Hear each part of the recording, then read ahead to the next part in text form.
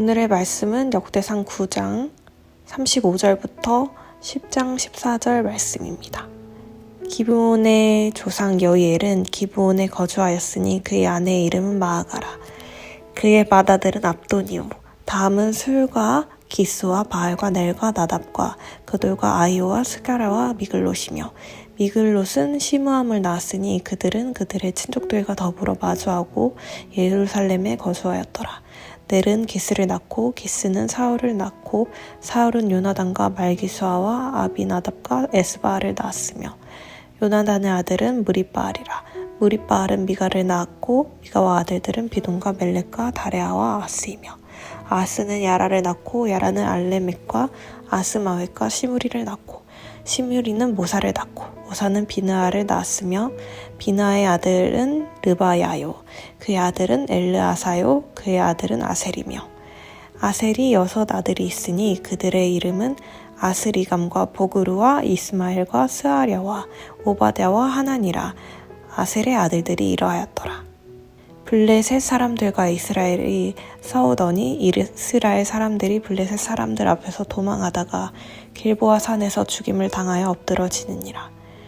블레셋 사람들과 사울과 그 아들들을 추격하여 블레셋 사람들이 사울의 아들 요나단과 아비나답과 말기수아를 죽이고, 사울을 맹렬히 치며 활 쏘는 자가 사울에게 따라 미치매 사울이 그 쏘는 자로 말미암아 심히 다급하여 사울이 자기의 무기를 가진 자에게 이르되, 너는 칼을 빼어 그것으로 나를 찌르라.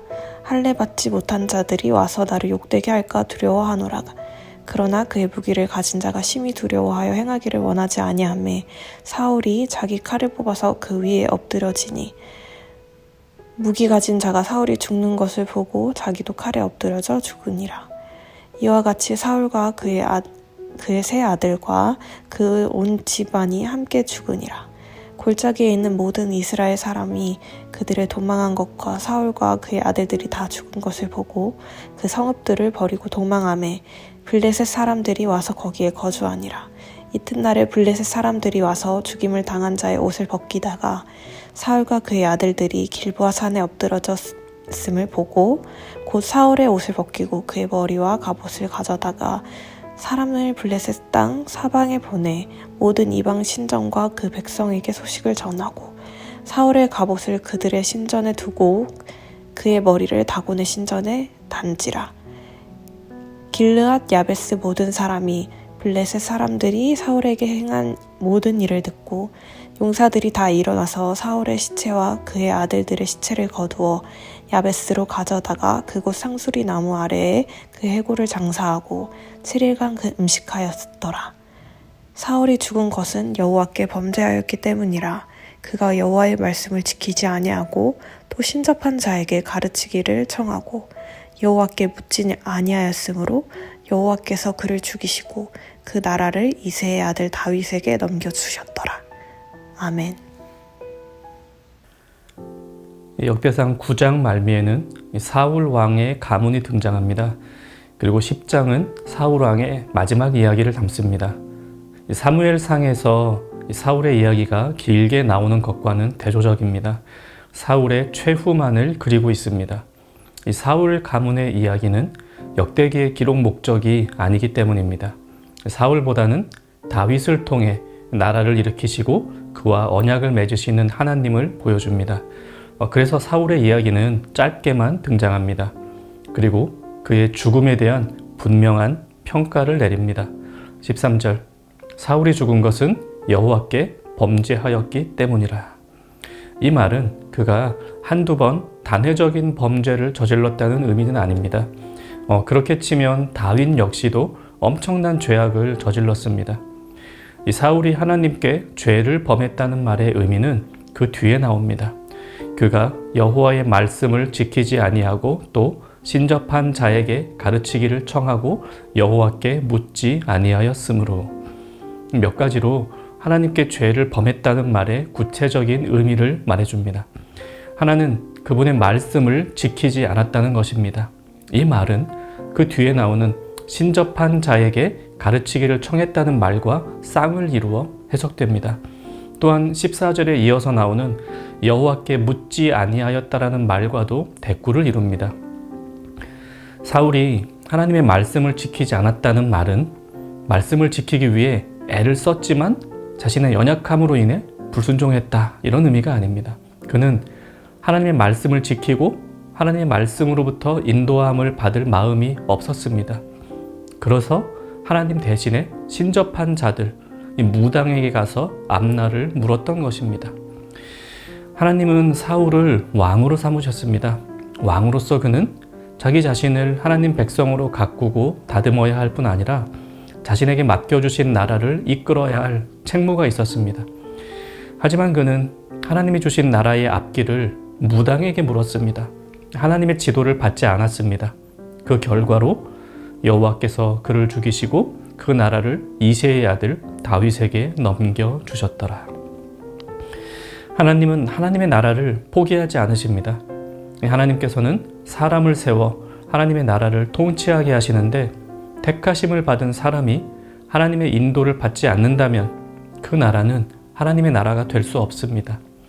이 사울처럼 하나님께 묻지 않고 무당에게 묻는 자가 왕이어서는 곤란합니다.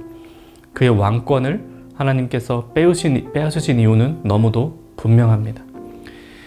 하나님 나라의 왕은 용모, 지략, 힘이나 부를 가질 것이 요구되지 않습니다. 하나님의 말씀을 듣고 그분의 인도하심을 받으며 그분께 묻는 자, 그리고 하나님께서 말씀하셨을 때 그대로 행하는 자, 그가 하나님 나라의 왕이 될 자격이 있습니다. 베드로후서 2장 9절은 너희는 택하신 족속이요 왕 같은 제사장들이요 거룩한 나라요 그의 소유가 된 백성이라고 말씀하십니다. 우리는 왕 같은 제사장으로 부르심을 받은 이들입니다. 그리스도께서 이 땅에 하나님 나라를 선포하시고 그 나라를 이루셨습니다.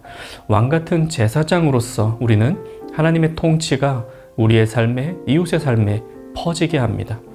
이 사명을 잘 감당하기 위해서 우리는 하나님의 말씀을 따르고 그분의 인도하심을 받으며 기도를 통하여 그분께 물어야 합니다. 이것이 왕 같은 제사장인 우리에게 요구하시는 바입니다. 하나님 나라를 다스리는 명을 받은 우리가 할 일은 분명합니다. 너는 왕이다, 너는 제사장이다, 이런 호칭이 너무나 거창해 보여서 많은 그리스도인들이 자신의 왕됨을 인정하지 않고 그냥 묻어둡니다. 우리가 생각하는 왕은 남들 위에 군림하고 그러기 위해서 남들보다 많은 능력을 가지거나 훌륭한 집안 배경이 있어야 하죠. 그렇게 생각하면 나 자신을 왕으로 부른다는 것 굉장히 어색합니다. 하지만 하나님 나라의 왕은 군림하지 않습니다. 주와 함께 이 세상을 통치하되 내 정치력으로 통치하는 것이 아니라 하나님의 말씀으로 통치합니다. 그래서 왕에게 요구되는 덕목은 하나님의 말씀을 듣고 그분의 인도하심을 받으며 하나님께 묻는 것입니다.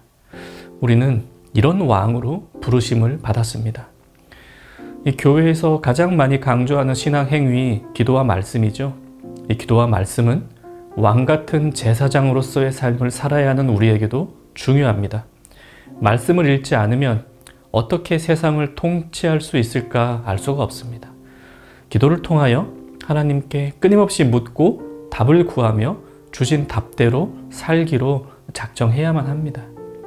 이 사울의 마지막 보면서 우리를 왕으로 부르신 하나님의 부르심을 잘 기억할 수 있으면 좋겠습니다. 같이 기도합시다. 말씀을 통해 하나님의 뜻을 알게 하옵소서. 또 기도를 통해 하나님의 뜻을 묻고 그대로 살기로 결단하게 하옵소서.